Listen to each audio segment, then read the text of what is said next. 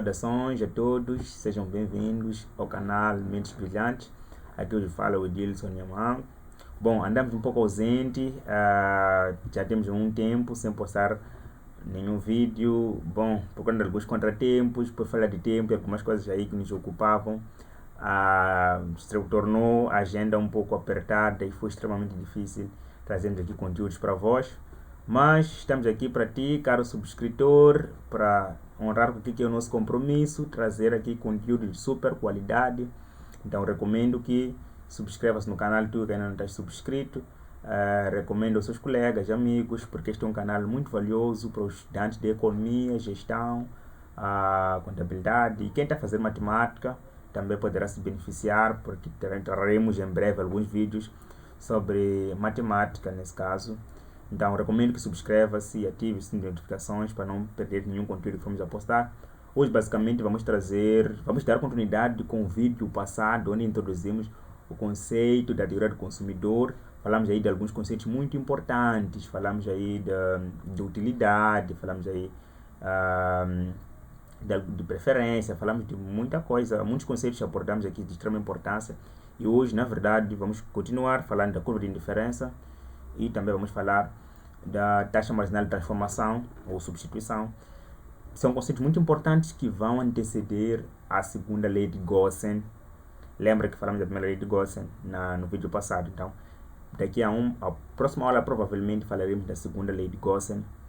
E para fecharmos esse capítulo sobre teoria do consumidor, talvez podemos ver uma ou outra coisa, mas basicamente é isso que trazemos para esse capítulo sobre teoria do consumidor. Bom, sem mais delongas, vamos ao que nos traz aqui, que na verdade é abordar essa temática sobre a teoria do consumidor, falando de curva de indiferença e também da taxa marginal de transformação. Então seja bem-vindo, meu caro, seja bem-vindo ao canal. Subscreva-se, partilhe, porque este é um vídeo super importante para os estudantes aí, meus amigos da economia. Então, sem mais delongas, vamos ao que nos traz aqui. Então, temos aqui alguns slides produzidos que é para poder facilitar a compreensão e facilitar também o vosso acompanhamento. Vamos fazendo aí alguns apontamentos para que possam depois rever com mais tempo, com mais vagar, para que compreendam esses conceitos que são extremamente simples, muito importantes aí para a área da microeconomia.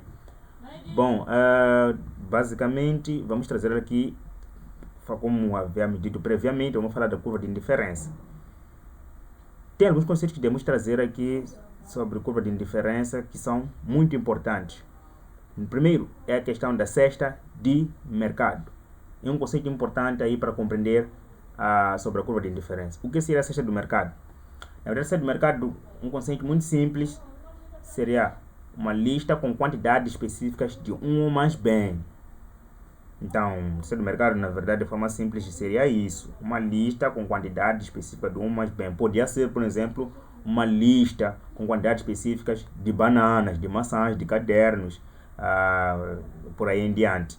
Então, designamos aqui no ramo da microeconomia, designamos de cesta do mercado. E um outro, indo já para o conceito específico de curva de indiferença, seria, trazendo aqui dois conceitos. A curva de indiferença, na verdade, representa todas as combinações de cesta do mercado que geram o mesmo nível de satisfação para um consumidor. Destrinchando esse conceito, na verdade, a curva de indiferença é um conjunto de combinações de cestas do mercado que vão gerar o mesmo nível de satisfação para o consumidor. Então, eu posso combinar, por exemplo, consumo de pão, por exemplo, para aqui em Moçambique, pão e badia.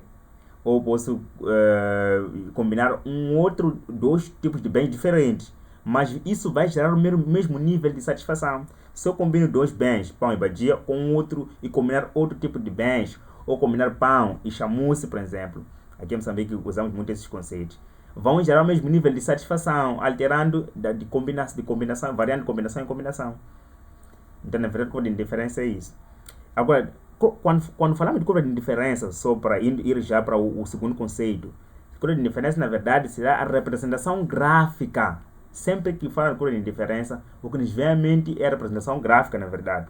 Seria a representação gráfica de várias combinações de consumo de cestas básicas podendo ser bens. Normalmente são 2 bens, mas podem ser mais, que vão proporcionar igual satisfação ao consumidor. Então, será a representação, a curva de indiferença será apresentada de forma geométrica, vai trazer aqui combinações de diferentes cestas, podendo ser 2 bens, que vão proporcionar o mesmo nível de satisfação. Vamos aí ver alguns exemplos. Aí temos 3 curvas de indiferença. Por exemplo, combinação A. Temos aí 60 quantidades do bem Y e 40 do bem X. Mas temos uma outra combinação, que são 40 quantidades do bem Y para 50 quantidades do bem X. Idem para a combinação C. Observem que, se eu quiser, por exemplo, aumentar a quantidade do bem X a consumir, terei que reduzir a quantidade do bem Y a consumir. É de perceber que cada vez que eu vou alternando essas combinações, aliás, o nível de satisfação continuará o mesmo, será inalterável. Mas se perceberem, aí temos 3 curvas de indiferença. Quando tivermos mais de uma curva de indiferença, chamamos isso de mapa de indiferença. Então, espero que tenha sido claro para este ponto. Então, vamos ver agora alguns princípios da curva de indiferença. Primeiro, as curvas de indiferença vão respeitar alguns princípios, pelo que 2 curvas de indiferença nunca vão se intersetar. Isso é um ponto-chave.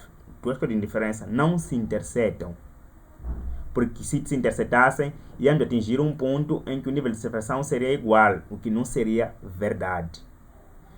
Segundo ponto é que quanto mais afastado da origem, melhor. Então, vão gerar um nível de satisfação elevado aquelas curvas que estiverem mais distantes da origem. Por exemplo, vamos voltar para o exemplo aqui. A curva de indiferença que vai representar combinações que vão gerar maior nível de satisfação é a terceira curva de indiferença, porque está mais afastada da origem.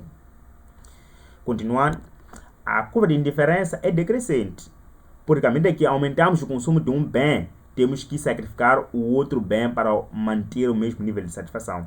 Vamos analisar as combinações na primeira curva de indiferença, o 1 nesse caso, para percebermos o decrescimento dessa curva, das curvas de indiferença. À medida que eu vou aumentando as quantidades do bem X a consumir, terei que reduzir as quantidades do bem Y, de modo a manter o mesmo nível de satisfação. Então, é basicamente isso que explica as razões da curva de indiferença serem decrescentes. Indo mais, vamos perceber que a curva de indiferença é convexa, por causa da lei da utilidade marginal decrescente. Lembra-se da primeira lei de Gauss, falamos da lei da utilidade marginal decrescente? À medida que tu vais aumentando o consumo de uma unidade de um determinado bem, o teu nível de satisfação vai diminuindo, vai atingindo ritmos decrescentes. Então, falamos disso na primeira aula. Então, à medida que aumentamos o consumo de um bem, sacrificamos cada vez menos o outro bem. Outra explicação muito consistente é essa daí da deriva de parentes. Então, tendo já falado da curva de indiferença, espero que tenham percebido. Caso não tenham percebido, coloca aí nos comentários, vou esclarecer. Vamos agora falar de taxa marginal de substituição, um conceito de extrema importância, de extrema relevância no que concerne a temática sobre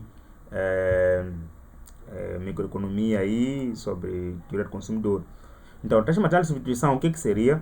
Temos aí o conceito. Seria a quantidade máxima de um bem que um consumidor deseja deixar de consumir para obter uma unidade adicional de um outro bem sem alterar a satisfação do consumidor. Então, na verdade, a taxa de substituição seria a quantidade de um bem, de um determinado bem que você pretende sacrificar para consumir mais de uma unidade de um determinado bem. Imaginemos que tu queiras aumentar o consumo de banana, de uma banana, queres consumir uma banana a mais, terás que sacrificar uma certa quantidade do consumo de laranjas, por exemplo. Então, na verdade, seria a quantidade sacrificada do bem Y para o aumento do consumo do outro bem, X nesse caso, sem alterar a satisfação do consumidor. Olha só que temos aí um aspecto muito importante, que tu não vais alterar a satisfação do consumidor. Então, a taxa marginal de substituição do bem Y pelo bem X vai indicar a inclinação da curva de indiferença em cada ponto. Por essa razão, esta fórmula aí. Então, a taxa marginal de substituição, na verdade, vai indicar a inclinação da curva da indiferença em cada ponto. Lembra da inclinação da reta? Lá, quando você estava a ver o 8º ano, 8ª classe, falaste da inclinação da reta, calculavas aí o coeficiente angular, que era a mesma coisa que a inclinação da reta. Então aqui também é um conceito muito importante, porque na verdade a taxa marginal de substituição de y por x seria o módulo de menos a variação de y por variação de x, que é a mesma coisa que ter o quê? Lembra que a variação de y por variação de x é a mesma coisa que ter o quê? Que a derivada da função em relação a x sobre a derivada da função em relação a y dentro do módulo sendo negativo. Que é a mesma coisa que ter o quê? Na economia, dissemos que é a mesma coisa que ter o quê? Ao módulo de menos utilidade marginal de x sobre a utilidade marginal de y. E um conceito muito importante também é que a curva de indiferença para bens normais é convexa em relação à origem, pois a taxa marginal de substituição é decrescente. Super importante perceber que existem bens normais e bens que não são necessariamente normais. Nesse caso, estamos a falar de bens de Giften e bens de Vleben. Vão aí apresentar um comportamento diferente. Então, voltando para a convexidade da curva de indiferença para justificar, na verdade a informação que está assim, a mesma coisa que está aí ao lado da curva, então é basicamente a mesma coisa. Então, foi aí falha na digitação, e desculpe a redundância. Então, a convexidade é aceitável em termos econômicos, já que traduz que se tiver pouco do bem x, por exemplo, apenas trocarei uma unidade desse bem por uma quantidade grande do bem y. Na verdade, se tiveres poucas quantidades de laranja, por exemplo, só vais trocar essas poucas quantidades de laranja, vais trocar uma unidade dessas poucas quantidades de laranja para ter mais do bem y. Não vai aceitar trocar poucas quantidades, ou não vai aceitar pegar as quantidades poucas de laranja, levar uma quantidade, por exemplo, de laranja das poucas que já tens para trocar por uma quantidade menor de maçãs, por exemplo. Tu terás que sacrificar uma das poucas que tinha para poder ter mais daquilo que tu não tens. Então, do mesmo modo, se tiver menos do bem x, estarei disponível para trocar uma unidade desse bem por uma quantidade mais pequena do bem y. Então, é basicamente o que estamos aí a explicar, é o processo inverso. Então, na verdade, essas seriam as explicações porque da convexidade da curva de indiferença. Vamos aqui ver um terceiro exemplo, tendo em conta que é o terceiro que estamos a seguir a sequência da aula do vídeo passado, quando introduzimos o conceito de poder do consumidor. Vimos o primeiro exemplo, o segundo exemplo, vamos ver o terceiro exemplo. Então, eu recomendo que se não viu essa aula, volte para lá para ver essa aula, porque é uma aula de extrema importância. Então, as preferências de um consumidor condensam-se ou estão descritas na função utilidade, em função de x, aí temos u, em função de x, é igual a x vezes y. Essa é a nossa função utilidade. Então, calcule a taxa marginal de substituição de x por y em A. Então, para calcularmos a taxa marginal de substituição de x por y, querem saber, na verdade, quantas unidades, na verdade, aí querem saber quantas unidades do bem y tem que sacrificar para obter mais unidades do bem x. Quanto de y tem que sacrificar para consumir mais unidades do bem x? Então, para obter mais uma unidade do bem x, quanto de y tem que sacrificar? Então, vamos aí abrir vamos abrir nosso quadro para explicarmos esse exercício. Aí temos a função utilidade de x em função de y é igual a x vezes y, e que é descrito por, temos quantas unidades do bem x, temos aí as quantidades do bem x são 10 e de bem y são 5. Lembrando que para nós calcularmos a taxa marginal de substituição de y por x, dissemos que isso é igual ao quê?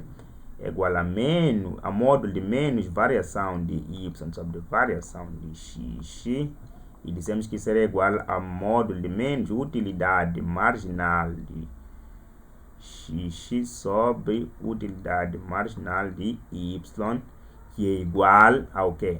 A menos a derivada da função em relação a x sobre a derivada da função em relação a y, que também dissemos que é igual a módulo de menos y sobre x. Não se esqueça disso. Então, calcular é basicamente simples. Vamos dizer, já que aí temos a relação x e y, é só substituir. Vamos ter o quê?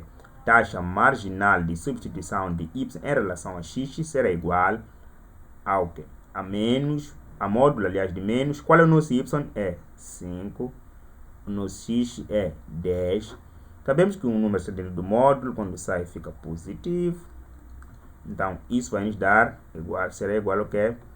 A 0,5. O que esse 0,5 na verdade significa? Significa que para aumentar, vou escrever aí, para aumentar uma unidade do bem x, terei que sacrificar, ou eu preciso sacrificar 0,5 unidades de y. Na verdade, isso que significa que se eu quero aumentar o consumo de mais uma unidade do bem x, eu terei que sacrificar 0,5 unidades do bem y.